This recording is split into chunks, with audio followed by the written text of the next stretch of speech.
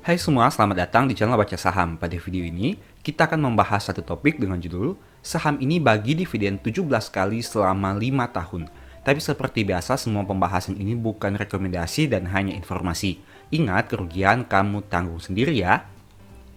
Nah, saat ini kita akan membahas satu saham dan kita lihat dulu untuk kinerja keuangan terupdate-nya. Ini merupakan data historical net income perusahaan sejak tahun 2016 hingga tahun 2024. Kita lihat sekilas. Di tahun 2016, labanya 463, naik menjadi 1,5 di tahun 2017, turun menjadi 1,4 di tahun 2018, turun lagi menjadi 909 di tahun 2019, naik menjadi 1,3 di tahun 2020, naik menjadi 4,9 di 2021, naik menjadi 10,6 di 2022, turun menjadi 8 di tahun 2023, dan begitu juga di tahun 2024 berdasarkan data hingga Q3 tahun 2024. Dari data ini kamu bisa lihat bahwa dalam jangka panjang perusahaan mampu menghasilkan pertumbuhan laba yang sangat signifikan dibandingkan tahun 2016 dan tahun 2024-nya. Meskipun jika dilihat dalam 3 tahun terakhir, sebenarnya terjadi fluktuasi naik turun untuk pencapaian labanya. Kemudian dari aspek profitabilitas, gross profit margin-nya 31,6% dengan net profit margin 10,2%. Angka profitabilitas yang masih menarik, tapi sayangnya net income-nya turun secara quarter 16,12% dengan tawaran dividen yield yang menarik di angka 12% hingga video ini dibuat. Kita lihat sekilas untuk kinerja Q3-nya. Total pendapatan sayangnya mengalami penurunan dari 10,1 menjadi 8 di tahun 2024 ini. Begitu juga dengan beban pokok penjualannya. Tapi karena total pendapatan turun lebih signifikan menyebabkan laba kotornya tidak bisa tumbuh, yang awalnya 3,2 turun menjadi 2,5. Kesimpulannya, laba bersihnya turun dari 998 menjadi 836 di Q3 tahun 2024. Tapi jika dibandingkan dengan data 6 tahun terakhir, kinerja di Q3 tahun 2024 ini lebih baik dibandingkan Q3 2019 hingga 2021. Kemudian kita lihat dari aspek probabilitas. Dalam 5 tahun terakhir, 2 tahun mengalami kenaikan dan 2 tahun mengalami penurunan. Kenaikannya signifikan di tahun 2021 naik 211 dan tahun 2024 naik 83%. Sedangkan penurunannya berkisar di angka belasan persen dengan angka 11 hingga 17%. Nah, ini merupakan informasi tentang dividen yang akan kita bahas lebih detail di video kali ini. Silahkan kamu lihat tabel mengenai informasi dividen dari perusahaan ini. Kita lihat untuk beberapa tahun. Pertama, tahun buku 2020, perusahaan membagi 3 kali dividen. Untuk tahun buku 2021, perusahaan membagi 5 kali dividen. Untuk tahun buku 2022, perusahaan membagi 3 kali dividen. Untuk tahun buku 2023, perusahaan membagi 3 kali dividen. Dan untuk tahun buku 2024, perusahaan membagi 3 kali dividen. Itu artinya sejak tahun 2020 hingga tahun 2024 setidaknya ada 17 kali perusahaan membagi dividen selama 5 tahun terakhir. Yaitu 3 kali untuk tahun buku 2020, 5 kali untuk tahun buku 2021, 3 kali untuk tahun buku 2022, 3 kali untuk tahun buku 2023, dan 3 kali untuk tahun buku 2024. Totalnya setidaknya 17 kali bagi dividen selama 5 tahun terakhir. Nah, kita lihat sekilas terkait harga sahamnya. Saat video ini dibuat, saham ini diperdagangkan pada angka 10.625 yang naik signifikan dalam 10 tahun terakhir. Dulunya sempat di atas angka 15.000 tapi kemudian turun, dan angka pada saat video ini dibuat bisa dikatakan masih cukup tinggi dibandingkan data 10 tahun terakhir. Untuk valuasinya juga masih tergolong premium dengan angka PBV 6,19 kali dengan rata-ratanya yang hanya 3,89 kali. Di sini kamu bisa lihat bahwa PBV saham ini cukup tinggi dibandingkan saham-saham yang lain yang mungkin menawarkan laba yang lebih besar. Tapi kamu juga harus mempertimbangkan dari berbagai aspeknya. Otomatis secara valuasi bisa dikatakan sudah cukup premium, sehingga resiko ini kamu harus pertimbangkan juga. Nah, kita lihat sekilas untuk kinerja hingga Q3 tahun 2024. Pertama, dari jumlah aset lancarnya dengan angka 680 juta yang mayoritas berasal dari saldo kas dan piutang usaha pihak ketiganya. Untuk saldo kasnya sendiri mengalami penurunan, begitu juga dengan piutang usaha pihak ketiga. Dan untuk jumlah aset lancarnya juga mengalami penurunan. Untuk jumlah aset tidak lancar mengalami kenaikan di Q3 tahun 2024 ini, yang mana mayoritas aset berasal dari aset pertambangan sebanyak 326 juta. Ada juga aset tetap sebanyak 105 juta. Total aset perusahaan mengalami penurunan dibandingkan periode sebelumnya yang disebabkan karena ada penurunan jumlah aset lancarnya. Sekarang kita bandingkan dengan saldo kas 247 juta dan liabilitas jangka pendek berjumlah 485 juta. Itu artinya perusahaan butuh sumber dana yang lain apabila ingin melunasi seluruh hutang jangka pendeknya. Mayoritas liabilitas jangka pendek didominasi oleh hutang usaha pihak ketiga dan ada juga hutang bank jangka pendek. Untuk liabilitas jangka panjang mengalami kenaikan yang cukup signifikan karena adanya kenaikan hutang bank yang akan jatuh tempo di atas 1 tahun. Kesimpulannya, liabilitas perusahaan mengalami penurunan dibandingkan periode sebelumnya. Kita bandingkan jumlah liabilitas perusahaan dengan ekuitasnya. Nah, ekuitas perusahaan ternyata mengalami kenaikan dibandingkan periode sebelumnya. Hal itu disebabkan karena adanya kenaikan saldo laba yang belum dicadangkan, sehingga membuat total ekuitasnya naik. Nah, dari data ini kamu bisa lihat untuk rasio DER-nya masih cukup aman karena masih berada di bawah 100%, di mana ekuitasnya masih lebih besar dibandingkan liabilitasnya. Kita lihat untuk laporan laba ruginya. Pendapatan usaha mengalami penurunan dibandingkan tahun 2023, begitu juga dengan beban pokok penjualannya. Nah, tapi karena penurunan beban pokok yang lebih besar menyebabkan laba kotornya masih bisa tumbuh dari 826 naik menjadi 854. Bagaimana dari sisi beban usahanya? Beban usaha perusahaan hanya naik tipis dibandingkan tahun 2023 sehingga menyebabkan laba usahanya masih bisa tumbuh dari 507 menjadi 533 di tahun 2024. Untuk penghasilan atau beban lain-lain, pendapatan bunga mengalami penurunan, beban keuangan lainnya mengalami peningkatan meskipun tidak terlalu signifikan, dan beban bunga turun cukup lumayan. Sehingga secara kesimpulan, beban bersih mengalami kenaikan dibandingkan periode sebelumnya dengan jumlah yang cukup signifikan. Hal itu disebabkan karena adanya kerugian dari beban lain-lain yang mana jika dibandingkan dengan tahun 2023 sebenarnya masih mencetak keuntungan. Selain itu ada juga kenaikan dari beberapa biaya seperti kerugian selisih kurs mata uang asing, sehingga menyebabkan beban bersih lain-lain mengalami kenaikan. Kesimpulannya, laba sebelum pajak masih bisa tumbuh.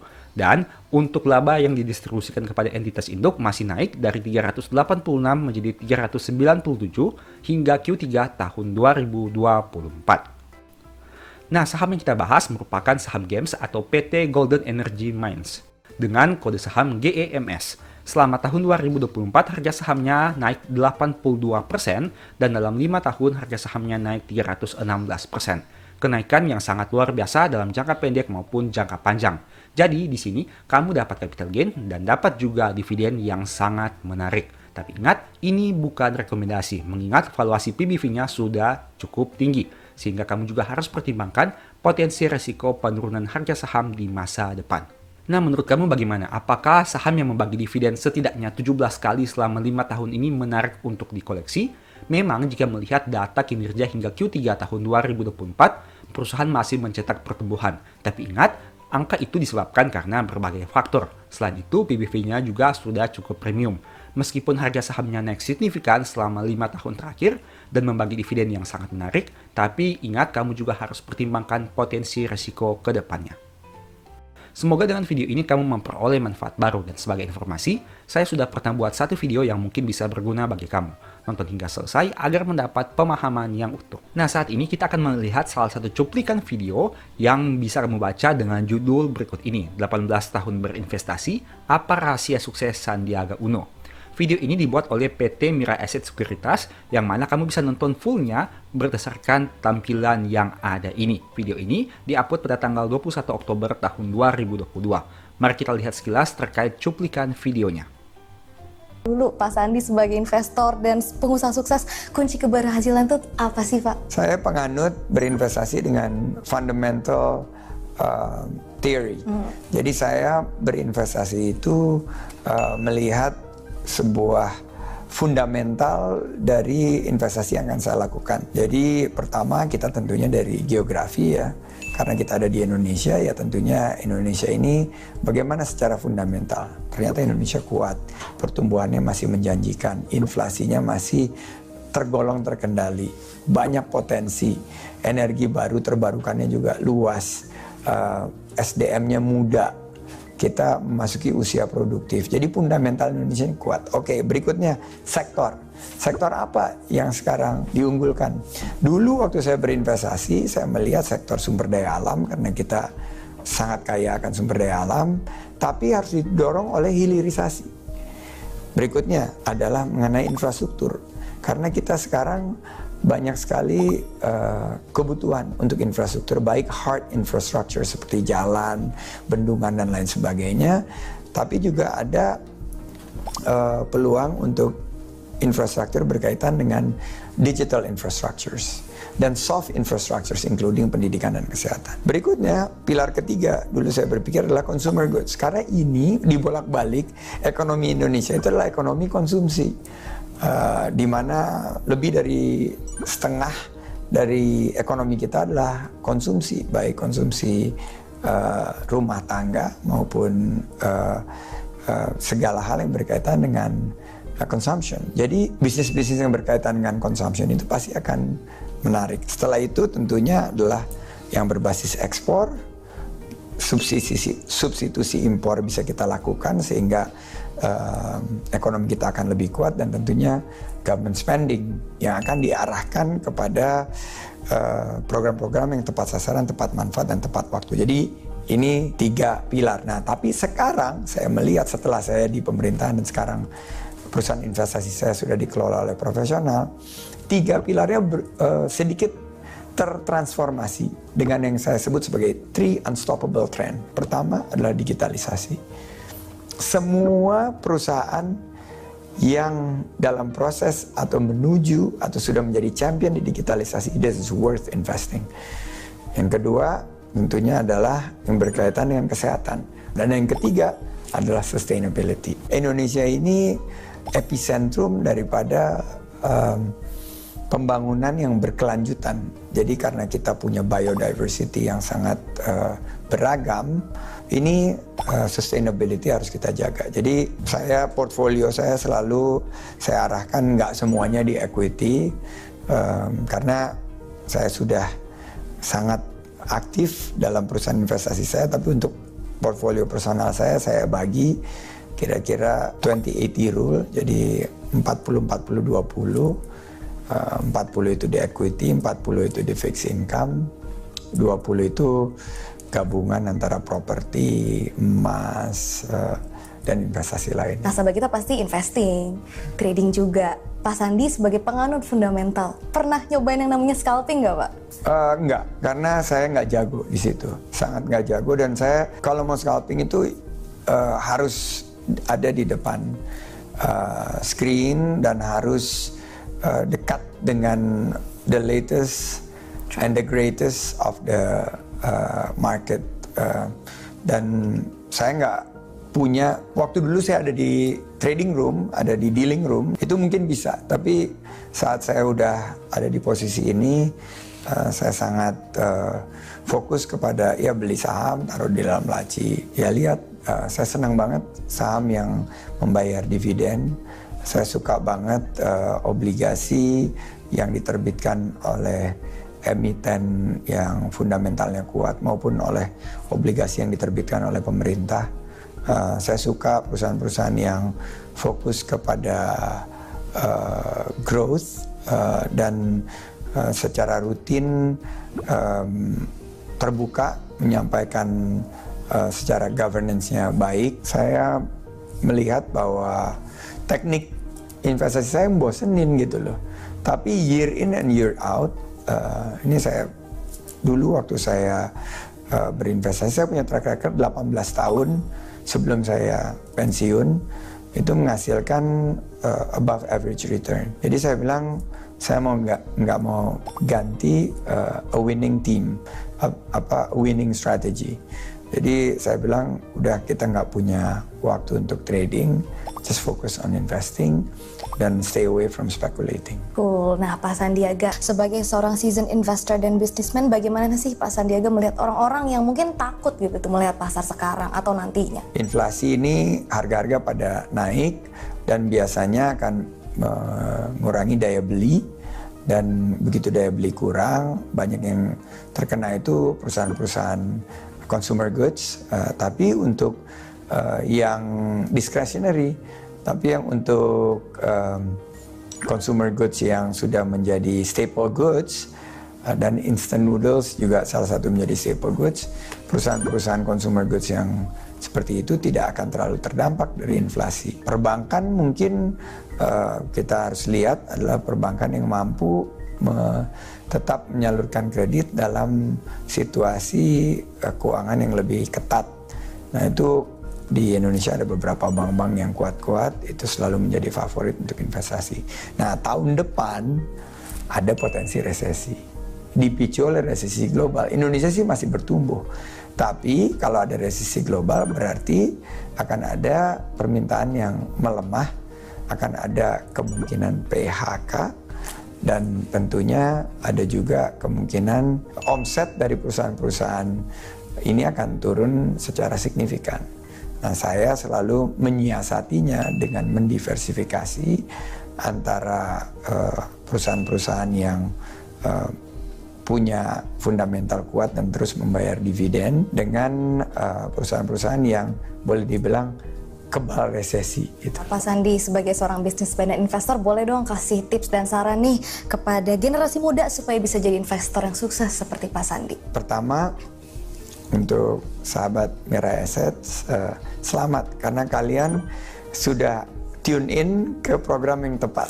Yang kedua, saya selalu sampaikan value investing, di mana kita berinvestasi itu dengan mengukur bahwa value yang dimiliki oleh suatu instrumen harus memiliki nilai yang lebih tinggi daripada yang sekarang ditransaksikan di pasar, dan itu bisa dihitung, ada ilmunya. Teman-teman fokus on people.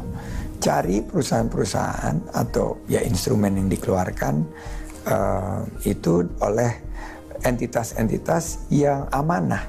Saya fokus ke kalau stocks ya kepada yang ya liquid, yang nggak susah kalau ada perubahan kita untuk exit. Saya pakainya banyak LQ45 maupun perusahaan-perusahaan yang nggak termasuk di LQ45 tapi rutin membayar dividen, manajemennya transparan dalam menyampaikan, tidak terlalu ya goreng-goreng gitu loh kalau ada berita, tapi menyampaikan apa adanya, bukan ada apanya. Dan terakhir, kita harus lihat future trend. Jadi jangan ikut-ikutan, tapi kita melihat apa yang Indonesia akan kuat di tahun 2045 misalnya. Nah, disitulah kita akan menentukan investasi yang kuat. Sektor keuangan misalnya itu akan selalu menjadi proksi dari ekonomi kita. Kalau kita percaya ekonomi kita nomor 5 terbesar dunia, yang paling menjadi proksi terbaik adalah sektor keuangan kita. Yang kedua ya tentunya perusahaan-perusahaan yang bisa mengunci sumber daya alam untuk dihilirisasi menjadi produk unggulan. Misalnya kalau sekarang perusahaan-perusahaan yang fokus kepada industri electric vehicle, karena transformasi besar-besaran tadi ada salah satu isu about sustainability ini adalah elektrifikasi daripada mobility kita. Ini nggak akan mungkin salah. Consumer goods, selama kita masih suka nongkrong, ngopi, ngemil, kuliner, dan segala macam, perusahaan-perusahaan berbasis makanan, minuman, itu pasti akan banyak sekali diminati ke depan. Kadang-kadang saya suka, gregetan gitu adalah kalau teman-teman itu, ya mungkin mereka memiliki, tapi dia kerja, terus dia day trade. Saya bilang, kamu kan nggak di depan screen, gimana caranya kamu tahu kamu lagi kerja naik motor apa segala macam? Kalau nggak bisa untuk mantengin, agak sulit. Makanya saya bilang investasi itu untuk jangka panjang, bukan investasi untuk jangka pendek, apalagi investasi yang spekulatif. Terakhir Pak Sandi, definisi sukses buat Pak Sandiaga Uno itu apa? Sukses, dunia bahagia, akhirat surga. Dan kita tidak akan pernah mencapai titik itu karena itu adalah merupakan suatu perjalanan. Dan setelah selesai di dunia, kita berjalan menuju akhirat, kita harus pastikan kita punya bekal yang cukup. Jadi saat di dunia, lengkapi bekalmu dengan ilmu, dengan amal soleh, dan manfaat yang kita sanggup berikan kepada sesama. Itu bekal kita untuk kehidupan selanjutnya di akhirat nanti. Nah, dari video tadi kamu tentu sudah melihat bahwa Pak Sandiaga banyak membahas tentang dividen. Nah, ternyata PT Saratoga yang merupakan salah satu saham yang dimiliki oleh Pak Sandiaga Uno juga ini merupakan perusahaan yang rutin bagi dividen. Kita akan lihat nanti sebentar. Selama tahun 2024, SRTG ini harga sahamnya sudah naik 25,61%. Artinya Pak Sandi tidak hanya mendapatkan keuntungan dari sisi dividen, tapi juga ternyata dari sisi capital gain-nya. Tapi kenapa beliau lebih banyak membahas soal dividen? Ini merupakan historical pembagian dividen PT Saratoga sejak tahun 2020 hingga tahun 2024. Kita fokus saja di tahun 2024 dengan angka dividen per share 22 per lembar saham. Nah, berdasarkan data yang ada ini, kamu bisa lihat Pak Sandiaga Uno memiliki kepemilikan saham sekitar 2,91 miliar lembar saham. Berapa banyak dividen yang beliau terima dari saham SRTG? Ini merupakan perhitungan simulasinya. Dengan asumsi lembar saham yang dimiliki sekitar 2 miliar 917 juta 827.145 lembar saham, dividen per share-nya 22 per lembar saham, maka dividen yang diterima di tahun 2024 sekitar 64 miliar 192 juta 197.190 rupiah. Yang artinya jika dibagi rata 12 bulan, maka setiap bulan akan memperoleh sekitaran 5,3 miliar rupiah. Angka yang sangat besar, dan tidak heran kenapa beliau bisa hidup dari dividen. Mengingat kepemilikan sahamnya di SRTG sangat besar, sehingga dividen yang diterima juga besar. Tapi di sini kamu juga harus realistis. Beliau memiliki dividen yang sangat besar karena memiliki kepemilikan saham yang sangat besar juga di SRTG yang merupakan perusahaan yang dia bangun. Otomatis hal ini tentu berbeda dengan kita yang membeli saham untuk perusahaan-perusahaan yang sudah dibangun dan sudah berdiri, sehingga jumlah kepemilikan sahamnya sangat kecil dibandingkan beliau. Sehingga kita juga harus memiliki akal agar supaya dividen yang kita diterima setiap tahunnya bisa bertambah semakin banyak. Salah satunya adalah dengan mengumpulkan lembar saham. Mungkin dividen yang kita terima hanya recehan, tapi dalam jangka panjang, jika kita konsisten mengumpulkan lembar saham semakin banyak, semoga di masa depan diharapkan dividen yang akan kita terima juga semakin besar. Memang mungkin tidak sampai seperti beliau yang memiliki dividen miliaran rupiah, tapi setidaknya dengan dividen yang kita terima semakin lama semakin besar, diharapkan nantinya dividen yang akan kita terima ini bisa sebanding dengan kebutuhan hidup kita setahun, sehingga bisa tercover dari dividen yang kita terima saja. Tentu ini merupakan perkara jangka panjang karena tidak mudah untuk mengumpulkan lembar saham apabila kita hanya berasal dari status ekonomi yang biasa-biasa saja. Dengan kata lain, kita harus mengumpulkan sedikit demi sedikit dengan berbagai cara. Entah itu dengan melakukan jual beli untuk mengumpulkan lembar saham yang banyak, melakukan DCA untuk membeli secara bertahap, melakukan reinvesting dividen untuk mengumpulkan lembar saham yang semakin banyak dari dividen kita terima, atau berbagai cara yang lainnya. Yang jelas, jika kita ingin hidup dari dividen di masa depan, kita harus mengumpulkan lembar saham dividen yang semakin banyak dengan perusahaan-perusahaan yang tentu saja rutin membagi dividen dan meningkatkan jumlah dividennya sesuai dengan kinerja yang mereka capai. Ini bukan hal yang mudah, tapi kita juga harus berusaha agar bisa mencapainya. Tentu saja setiap orang punya kondisi yang berbeda-beda, dan tidak ada jaminan di masa depan kita juga bisa mencapai hal ini. Tapi setidaknya dengan konsep berpikir seperti ini, ada harapan di masa depan di mana kita bisa memperoleh dividen yang cukup baik untuk memenuhi kehidupan kita. Mungkin tidak sangat banyak, tapi setidaknya bisa cukup untuk memenuhi kehidupan standar kita masing-masing. Demikianlah pembahasan singkat pada video ini. Selalu ingat bahwa semua saham yang disebutkan bukan rekomendasi dan hanya bersifat edukasi serta informasi. Mohon juga agar dapat mengecek kembali data yang ditampilkan, karena bisa saja terjadi kesalahan pengetikan atau pengambilan data. Di video berikutnya ingin dibahas materi apa lagi? Tulis di kolom komentar ya. Sebagai informasi, berikut ini beberapa list ebook baca saham. Pertama, psikologi saham. Kedua, stock for living. Ketiga, strategi nabung saham. Keempat, the stock market. Dan yang kelima, cara cepat analisa laporan keuangan. Apabila tertarik, chat saja pada nomor WA yang ada. Sekian video ini, semoga bermanfaat. Thank you.